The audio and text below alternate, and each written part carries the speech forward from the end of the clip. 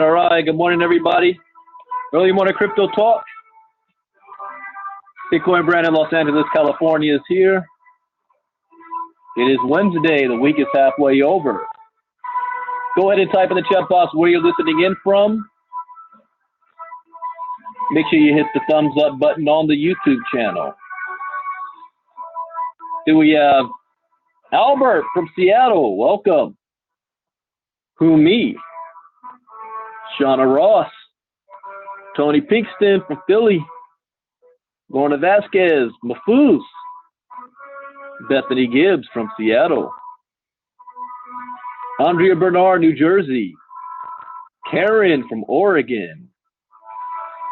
Chidaminas from Norway. Jay Guillory, still bullish.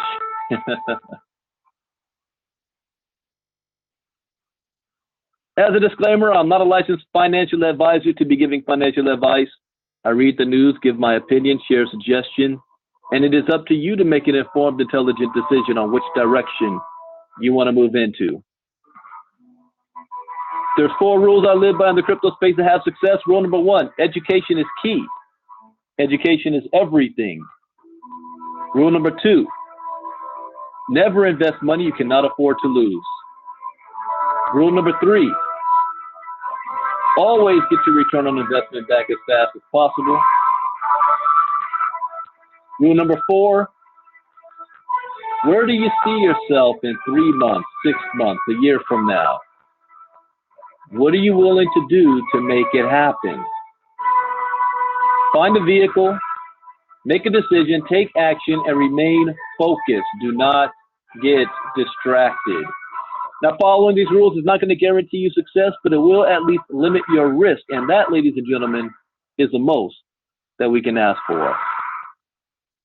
All right, let's go ahead and get started. I had to play a new intro today as the countdown is on for Avengers Endgame. I mean, this is bittersweet. Like, it's been over 10 years of the Marvel movies on this theme. And my son is 11 years old, so his entire life has been about Marvel superheroes, and it's finally coming to an end. So I'm looking forward to that. We got our tickets a month ago, so we'll be first in line to see the movie. And let's look at what's going on in the crypto world. First up, market cap is at 176 billion. That is down 4.6% over the last 24 hours. I did not do a crypto talk yesterday, but the day before was at 182 billion. So we're looking at an $8 billion loss in the market. Bitcoin dominance is at 54.5%. Last time I did a talk, it was at 52%, which means it wasn't Bitcoin that took that big hit. It was the altcoins that took a hit. Now, Bitcoin's high, 24-hour high, did reach 5588. At one point, it was over 5600, and then it came back down again to this region. This is still a strong 5400 region right now. It's higher than I expected it to be. Let me look at, I want to look more deeply here. Oh, the buy wall is huge at this 34.90 mark, mid 3,000s. But here we've got it. If it ever slides back, it'll be a while before it gets back to 5,000. Because that wall is much higher than the sell wall. Sell wall, we're hitting at, it keeps moving on me. Hitting at 54.93, almost 5,500. Up next one after that is almost 5,600. It's just a little bit steep there. 6,000 is in reach, actually, though. That's what's interesting. Barely. Barely. I don't see that happening just yet. What else can the market tell us? 24-hour high.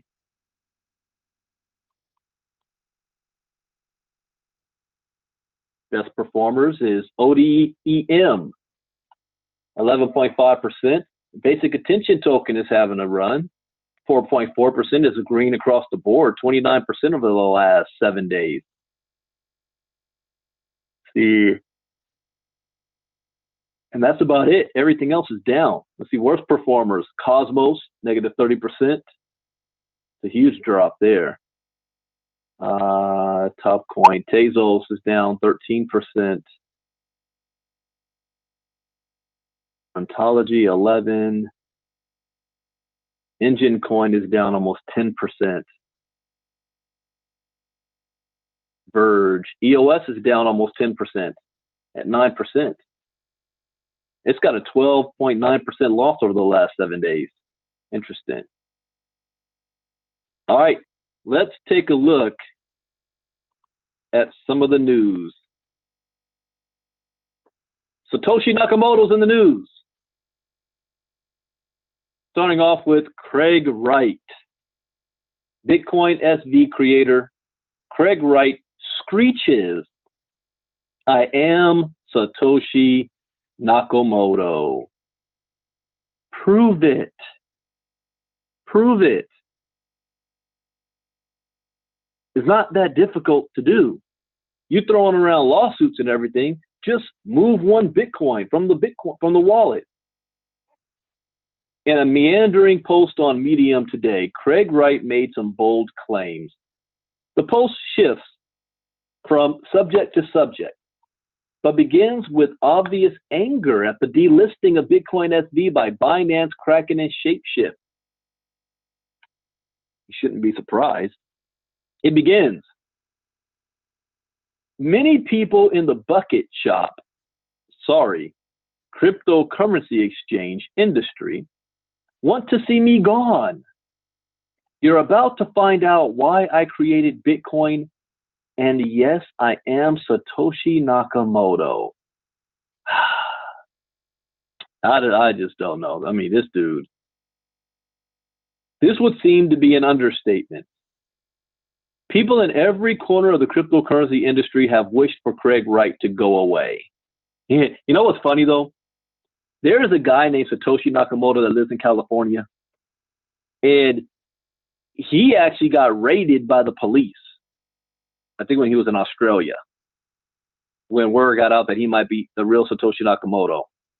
The fact that Craig Wright hasn't been arrested, hasn't been investigated, hasn't been rounded up, not even the authorities believe he's Satoshi Nakamoto. He keeps screaming it.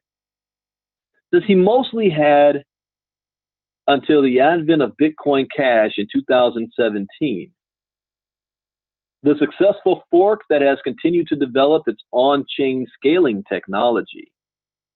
He became more relevant when Bitcoin SV forked that chain, and he and Calvin Ayre became the de facto leaders of an even smaller fraction of Bitcoin believers. Craig Wright is also claimed to be pursuing a number of blockchain-related patents. Okay. Wright also says that he and his firm are hard at work at patenting different aspects of the blockchain. The implication is that blockchain besides Bitcoin SV will have to pay to use the technology. That right there proves he is not Satoshi Nakamoto. Satoshi Nakamoto did not attempt to patent Bitcoin, did not attempt to copyright it, was not trying to get paid. If so, he would end up being the richest man in the world has seen in hundreds of years as a creator of Bitcoin. But Craig Wright now is now interested in making money, wants to patent stuff. If they want to use the technology, they got to pay for it. Does that sound like the original vision of the white paper of what Satoshi Nakamoto? No. It goes completely against what he was trying to do, or he or she or group. The distinction is that other systems will need to pay. By the end of this year, I hope that we will have around 1,000 patents published. More importantly, the initial patent families should place us in advance of any other player in the industry. You see, we don't publish straight away. Others do. But we don't because that would give away what we're doing. Bitcoin is not even anti-central bank. Wright reasserts his identity as Satoshi Nakamoto in the post in which he declares that Bitcoin is pro-government, anti-money laundering, and pro-banks. No, it's not. See, at this point, he is trolling everybody. Many in the cryptos, the white paper explicitly says the opposite. Oh, man. Many in the cryptocurrency space are against the government. Plenty believe it shouldn't exist at all and stand in direct opposition to the hegemony of the fiat banking world. Wright, however, refutes the notion that Bitcoin was a response to the global financial crisis. Do I need to pull up the white paper where it specifically mentions the global financial crisis? He does not indicate as to why the very first block contains a specific headline from the Times about the bailout. See? And of course, he does not indicate why. So I'm sorry to burst your little bubble, but Bitcoin has nothing to do with the collapse of the Lehman Brothers, nor with a subsequent bailout. The white paper specifically talks about the bailout. Unfortunately, that was badly timed. The reality is Bitcoin is not anti-bank. It is not anti-government. And in fact, it is not even anti-central bank. Most importantly, it can't be made to be. No, you're describing Ripple. Are you the guy behind Ripple? Bitcoin is just not attractive in a world where we universally trust our institutions. It is a speculative financial instrument at best in the scenario. Unfortunately for our institutions, the global financial crisis is fresh in the minds of many.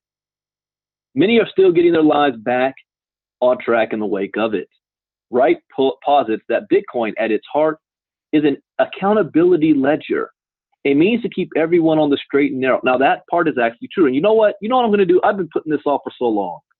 Today, I'm actually going to do the Facebook Live. What is the blockchain? And I'm going to break it down to layman's terms that my mom can understand. What is the blockchain? One thing Bitcoin was created for is to end the manipulation of financial systems. This was never what we see in the West, but rather criminal manipulation. It was designed to ensure that web money, Liberty Reserve, and a group of criminals associated with things such as the Russian business network were the real target. In 2007, the RBN had a number of ISPs pull the plug. Others, such as RX Ltd Trading, a bit longer. They survived because of the growth of Liberty Reserve and associated money laundering organizations.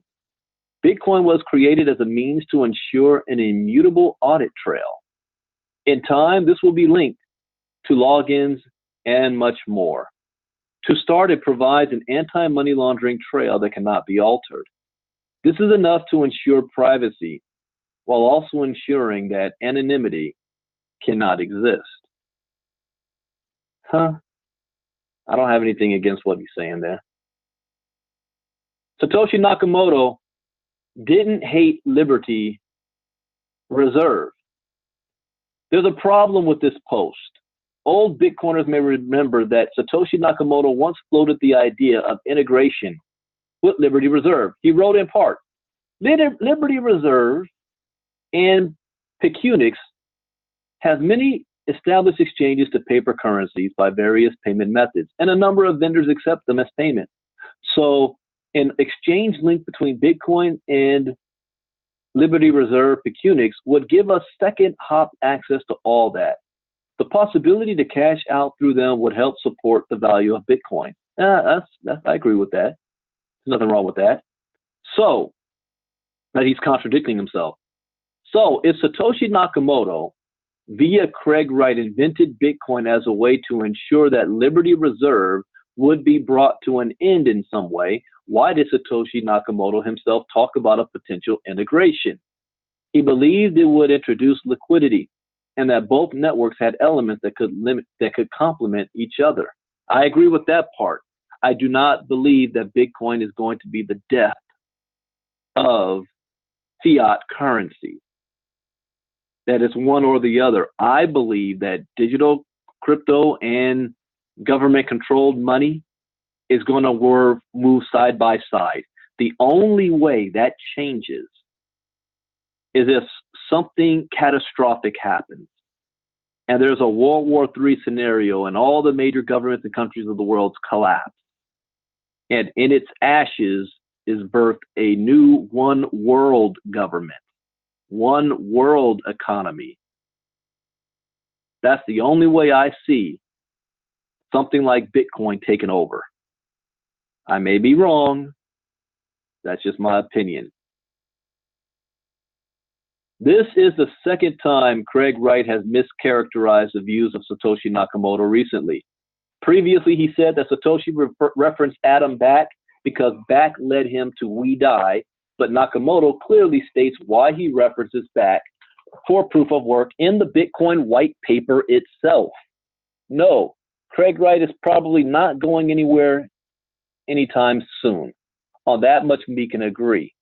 But if he doesn't reconcile these drastic philosophical conflicts between himself and Satoshi Nakamoto, it would seem his legal claim to that name weakens with every new rambling post. I would strongly advise every single one of you to read the Bitcoin white paper. You know what? I make it even easy for you because I recorded myself reading the white paper. Let me pull it up. And I will put that link in the chat box. So if you are that type of individual that doesn't like to read,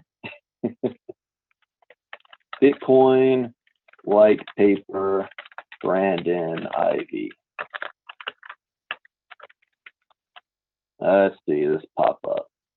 There it is. I did that 7 months ago. Why does it only have 165 views? That's crazy. It should be like this one I did. I got 75,000 views. Brandon Ivey's Nighttime Meditation for Prosperity. I have not listened to that in a long time. Wow. 75K views. Now, why did that pop up when I put in Bitcoin white paper? Oh, because my name, Brandon Ivey. All right, let me open this up. So if you have not read the white paper, you can at least listen to me read the white paper. Here is the link to that. I need to post this on. I'm going to save that. I'll post it on social media later too, and in the group. You can't tell me you're in crypto and you've never read the white paper before. It's nonsense. All right, that article is up. Again, more Satoshi Nakamoto news. John McAfee. Oh, great. We got Craig Wright is a genius, but he's also crazy. John McAfee is a genius, but he's also crazy. And both of them are filthy, stinking rich. If you don't think the reason why Craig Wright isn't going anywhere is because he got in on the Bitcoin in the early days. He's worth at least $250 million, at least. Who knows how much off the books, you know. I don't know. I thought I was using maximum tags. You know what? Jitaminas, shoot me some information what you're talking about by using maximum tags. I might not be understanding what that means. Anyways, McAfee says he spoke with Satoshi, claims the Bitcoin creator is furious. Furious. Let's see. Let me post this in here. You shoot me an email, Mr. Garla, iv30@gmail.com. I'm going to hire somebody to do that for me too.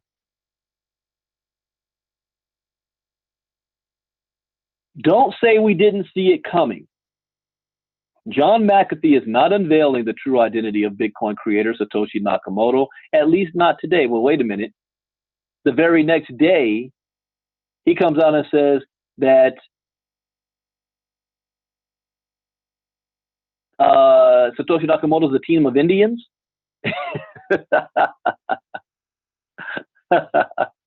Wait. Just right here. This is what I said. He's crazy.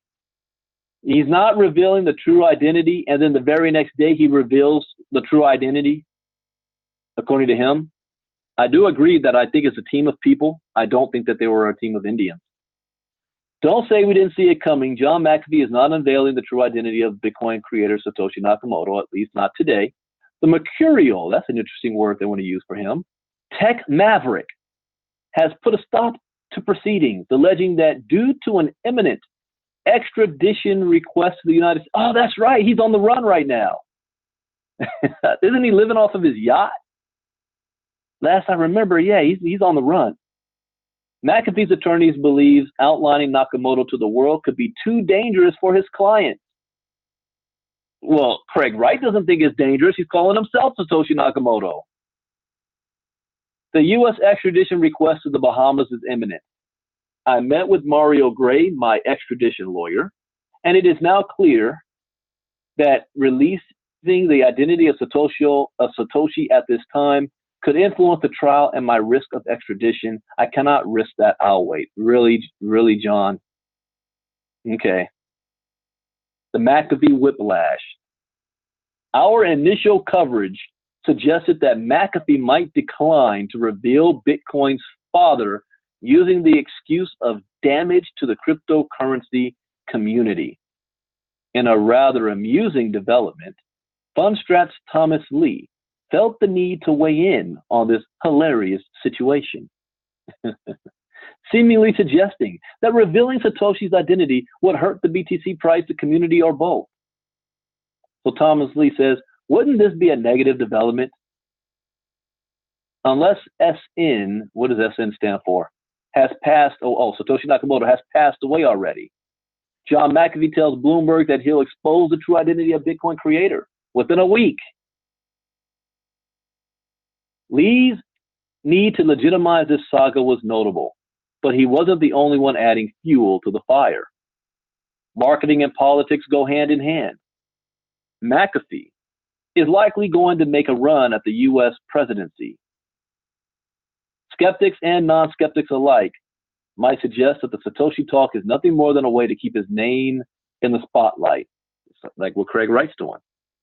In another extremely amusing happenstance, Bloomberg, probably in desperation to get clicks out of a wasted interview, released some glorious quotes from an interview with a cybersecurity entrepreneur that one can only describe as prime McAfee. People forget that I am a technologist. I am one of the best. My entire life, I've been tracking people who are the best in the world at hiding their identity. Finding Satoshi was a piece of cake for me. Really? Don't worry, there's more. Big John claims that he has actually spoken to Satoshi, and the technologist has struck a nerve with the Bitcoin creator. I've spoken with him, and he is not a happy camper about my attempt to out him. is pure gold. The fact that only two short quotes were usable for Bloomberg's article is even more amusing. This has been fun while it lasted, though, and you can't deny the conviction that the security guru displayed. I told you he's living on a yacht. He's living large, though. Maybe during this election campaign, McAfee could run on the promise that he does reveal the identity of Satoshi. Only as president would the Bahamian resident feel safe enough to return to the U.S. and perform in the unmasking. Has anyone ever run with the "I'll tell you a secret when I'm president" angle? Perhaps the grain of truth in all of this is that McAfee could very well be facing some legal proceedings that could lead to his extradition. Several high-profile crypto promoters and advocates faced lawsuits after the ICO boom. Yes, this whole storyline was never going anywhere, but the Bitcoin bull still got Bloomberg to run a legitimate story on his claims. It's very obvious who won this round. Ultimately, this quote best sums up the Satoshi countdown saga. If you own the facts, you may distort them as you like. I think President Trump said something like that too. Alternative facts. All right. There's another article, though, because the very next day, John McAfee's in the news again. This time, Bitcoin's mysterious creators were a team of Indians because John effing McAfee. Okay, let's see.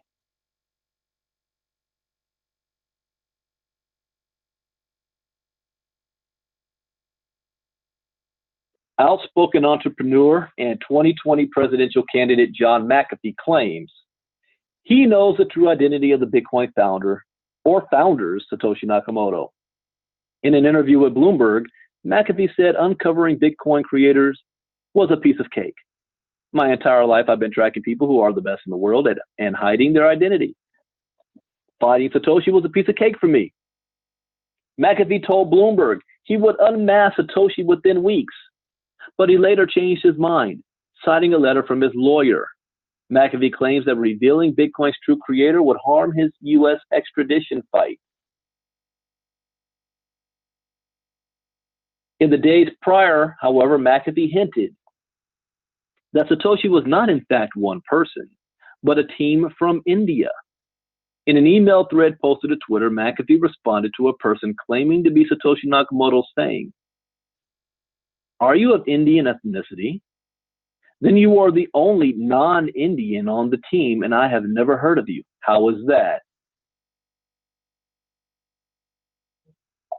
McAfee offered no hard evidence for his claims. There you go. But he did remind everyone that he created a great company whose focus was to stop hackers. I had to know hacking. I am still John effing McAfee. Okay. How do I know about Satoshi? Yes, I drink, use drugs, chase women, run from the law, which I have done since I was 19. See, I mean, it's guys like this that still end up billionaires. Go figure. But it does not obviate the fact that I created a great company whose focus was stopping hackers. I had to know hacking. I am still John effing McAfee. Expanding on his theory of Satoshi as a collection of Indians, he explained, Satoshi is a collection of people, but the white paper was written by one man who currently resides in the U.S. I agree with the first part, it's a collection of people. I don't know about the man residing in the U.S. Last I heard, I heard that there are 4 people. 2 of them have passed away. One of them that's still alive is a woman. That's what I heard. Who knows? So the identity of Bitcoin's founder is back in the headlines as Australian businessman Craig Wright aggressively insists he is the real Satoshi Nakamoto. The cryptocurrency community has slammed Wright as a fraud for his assertion, while leading crypto exchanges have delisted Wright's project cryptocurrency Bitcoin SV. McAfee joined the debate, claiming Wright is 100% not Craig Wright. John says, enough is enough. There are at least a dozen crypto adherents who know the true identity of Satoshi. I can assure you 100% it is not Craig Wright. This absurd claim of Craig's is incomprehensible. Mr. Wright, have you no shame? Seriously, sir, have you no shame? Watch out, McAfee. You might get sued by Craig Wright. As CCN reported, McAfee says he has spoken to Satoshi, presumably the author of the white paper currently residing in the U.S., and he's not happy about McAfee's attempt to unmask him. I've spoken with him. He's not happy about it. The debacle continues. Wow. All right, let's go on to some more relevant news for all of us. Cryptocurrencies won't die in 10 years, but Bitcoin will be overtaken. I agree. I haven't even read this article yet, and I agree. I agree with the headline.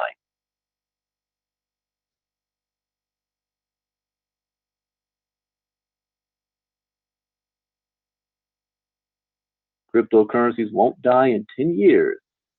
A majority of Europeans believe cryptocurrencies will still be around in 10 years' time, according to new data. A survey by Bitflower Europe, a regulated crypto exchange, which polled 10,000 individuals in 10 European countries, revealed that 63% believe in the staying power of digital currencies. However, Europeans are less confident about Bitcoin. While 63% think cryptos will survive the next decade, only 55% think Bitcoin will still be around. Now, I disagree with that. Bitcoin will still be around. It just won't be the dominant crypto. It'll be gold, the new gold. It seems even the deep crypto bear market hasn't shaken consumer confidence in digital assets. Despite shedding as much as $700 billion in market cap, the average citizen remains upbeat about the crypto market. Respondents in Norway were most optimistic, with 73% confidence that cryptos will still exist in 10 years. Even the least optimistic nation, France, still reportedly a majority of support for crypto at 55%. Look at Norway, leading the way. Norway, Italy, Netherlands, Poland, and Spain. Oh, there's a tie. Okay, then Denmark and Germany. Belgium, UK, France. Speaking about the results, Bitflower COO said, these results indicate that the reputation of crypto has moved beyond hype and become more established. It's very easy to forget just how new cryptocurrencies still are. We've only just celebrated Bitcoin's 10th birthday. So for the majority of consumers to believe in crypto's future is without a doubt an achievement. Asked to make a prediction on the future of crypto, Sunny Startups predicted, I think each Bitcoin will be worth $1 million, and I think the time frame is 10 years. The most surprising takeaway from the survey is that consumers have less confidence in Bitcoin. Only 55% of respondents think Bitcoin will exist in 10 years, compared to 63% conviction in cryptos as a whole. This is likely due to the high-profile media hit pieces on Bitcoin. Negative press, including reports of hacks and investment losses, tend to focus around Bitcoin rather than other cryptos. As the first and leading cryptocurrency, it takes the heaviest impact and has numerous negative stereotypes to overcome. It is also born out of the Bitcoin bad, blockchain good narrative that seems to prevail in mainstream circles. Bitcoin still has some way to go to shake off its stigma, as Brian explained. The fact that Bitcoin is not generating as much support as other cryptos is in part a symptom of the market's volatility, but is also a direct impact of the constant media attention that is associated to its volatility. We, of course, believe that Bitcoin is here to stay. And while we're encouraged to see the large majority of Europeans think the same, this research shows there is much more to be done to demonstrate to consumers the benefits of it and use cases across all cryptocurrencies more widely. The BitFlyer survey confirms that cryptos are here to stay over the next decade, and one crypto hedge fund founder is prepared to bet the house on it. As CCN reported, Anthony Pompliano of Morgan Creek Capital is willing to stake a $1 million bet that crypto will outperform the S&P 500 in the next 10 years. I think that's going to make him 100 million if he's right, or a billion if he's right. Will Bitcoin still be around in a decade? As Pompliano reminded us, Bitcoin is the best performing asset class in the last 10 years. It's outperformed S&P, Dow, NASDAQ, etc. during the longest bull run. Would you really bet against it for the next 10 years? I'm going to make my own prediction, and I'm glad that this is being recorded because I want to see how this turns out. I predict that in 10 years, Bitcoin will still be here, but it will not be used the way everybody thinks it will be. I believe it's going to be digital gold, that people will buy it and hold it as an asset like real estate. I believe that there's going to be a better version of the blockchain. There is already technology out that is more advanced than the current blockchain is today. You got to think of the internet. The way we use the internet right now is not the way it was being used in the 90s. You had AOL dial-up and stuff. It's far more advanced today. Why? Because more mass adoption, better technology, which means better browsers that allow people to access the internet much easier than before. There's going to be one of the big problems with Bitcoin. Wait, hold on. I got an Amber Alert taking place. All right. One of the big problems with Bitcoin in the early days, when there was only a handful of people that's mining it and understood it, with there only being 21 million in existence, we're talking about what do they say? 40% of all Bitcoin is going to end up being lost. 40%.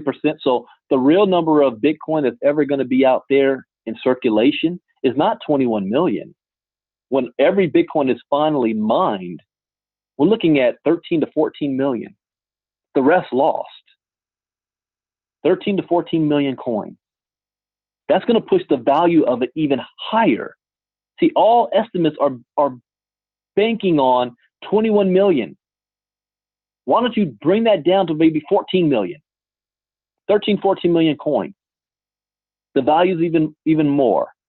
So what's going to happen is, now that we have more mass adoption, more understanding, better technology, better ways of buying and selling Bitcoin, better ways of storing it so that you don't lose it, better ways of security so that you don't get hacked. When all of that happens, really comes to fruition, there will be a new coin or multiple coins taking advantage of the new technology that might say, yeah, we only have 21 million in existence. We're going to duplicate Bitcoin. We're going to do it all over again. And then that coin or a version of it, I think, will be the future. Just my opinion. How many of you are still logging into your MySpace account? Nope.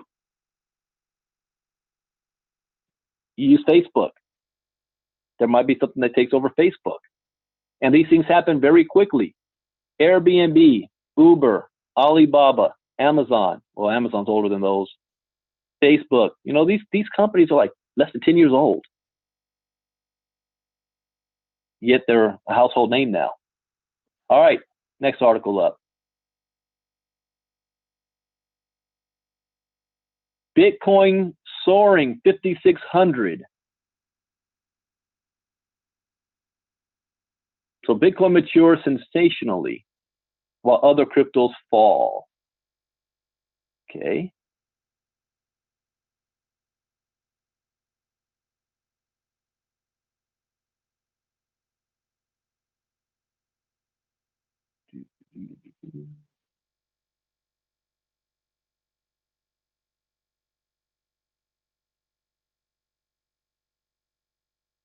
I'm going to get rid of this ad. Give me a second here. Skip ad. Get out the way.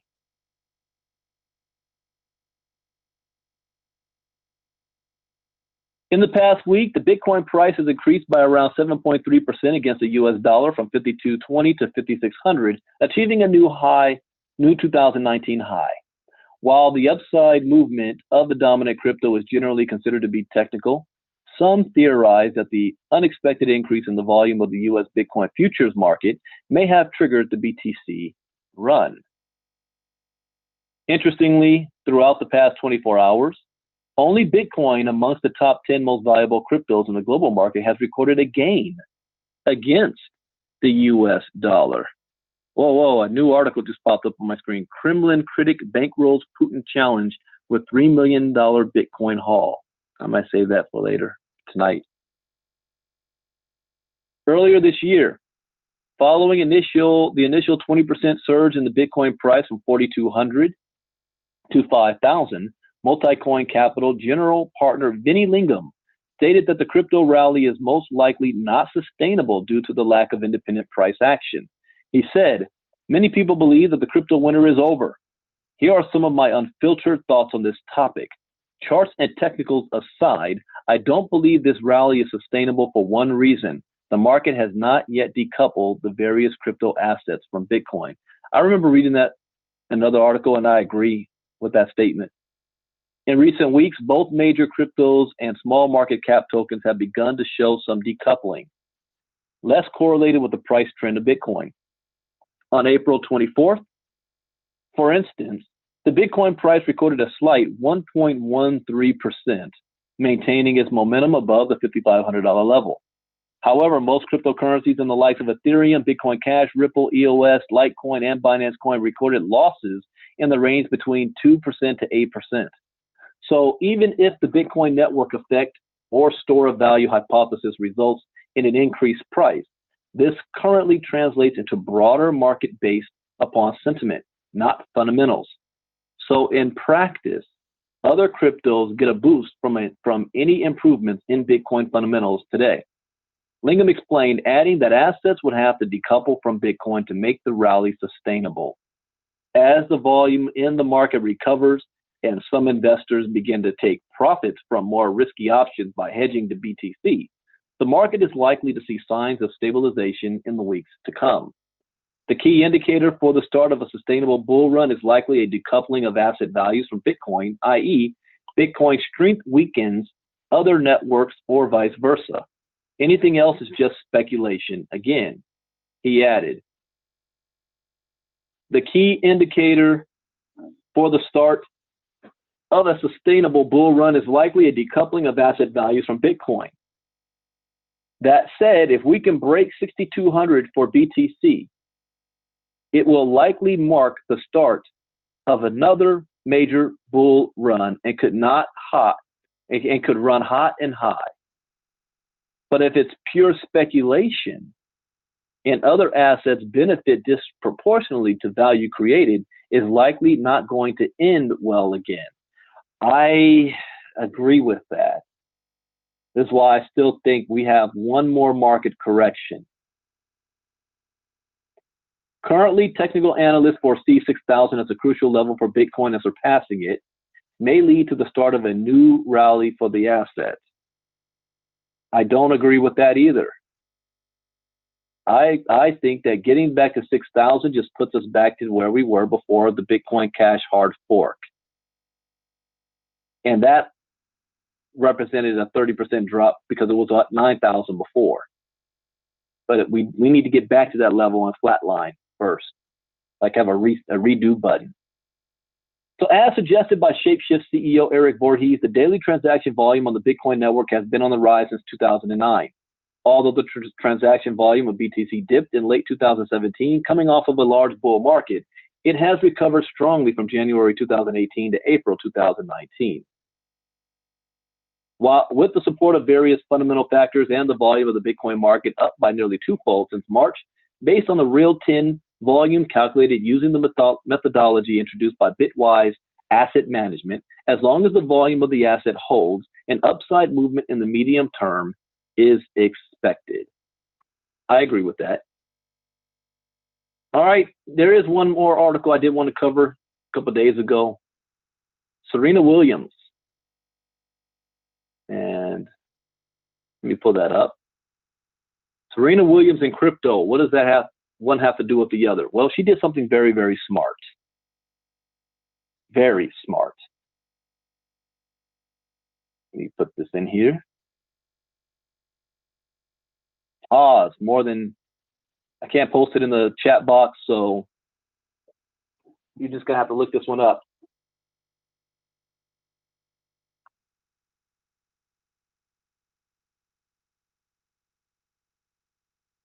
Let's see. Serena Williams puts Bitcoin and crypto back in the mainstream spotlight with Coinbase investment. She invested in Coinbase. Tennis legend Serena Williams just revealed new details about her company, Serena Ventures, an investment firm. She's doing exactly what I want to do. She just has the resources to do it. In an Instagram post, Williams writes to her 10.9 million followers that she's been quietly building up a portfolio. Say what? The wealthy is quietly building up. Do you think she's the only one? Investing in a variety of companies over the past 5 years. In 2014, yes, I know I can keep a secret, I launched Serena Ventures with the mission of giving opportunities to founders across an array of industries. Serena Ventures investments in companies that embrace diverse leadership, individual empowerment, creativity, and opportunity. See, this is exactly what I want to do. I want to have, I've got to start off small. So I'll start off like with $250,000. And each year, that $250,000, that year, that $250,000 is going to be used to invest in different projects.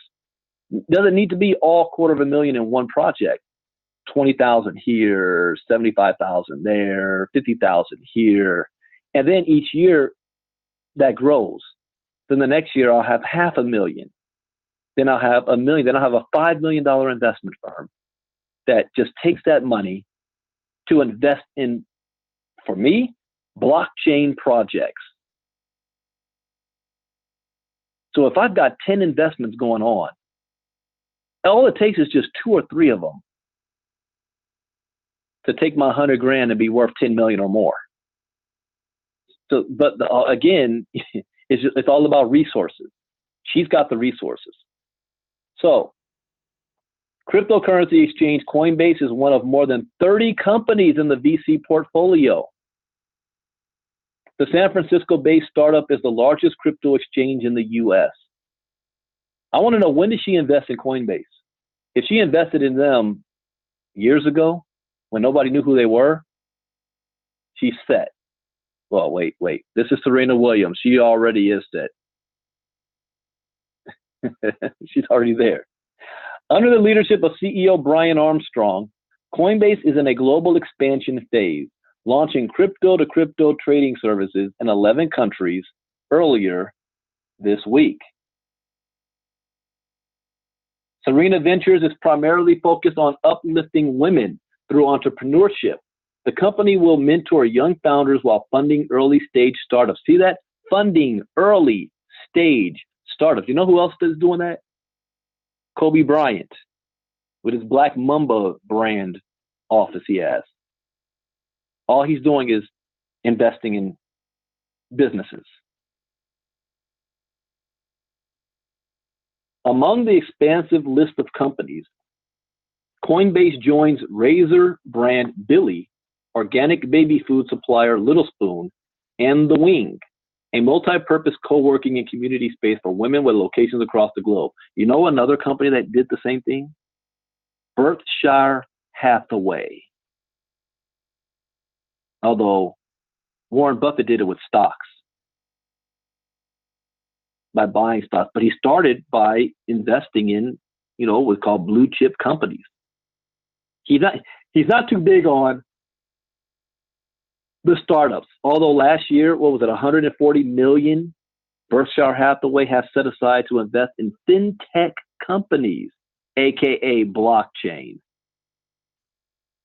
84% of women think other women's support is critical to advancing their careers. On IWD 2019, Women Let's Promise to Empower Each Other. Okay. Nothing wrong with that. In addition to Serena Williams, the website lists former asset manager at JP Morgan, Allison Rappaport, as vice president of the firm.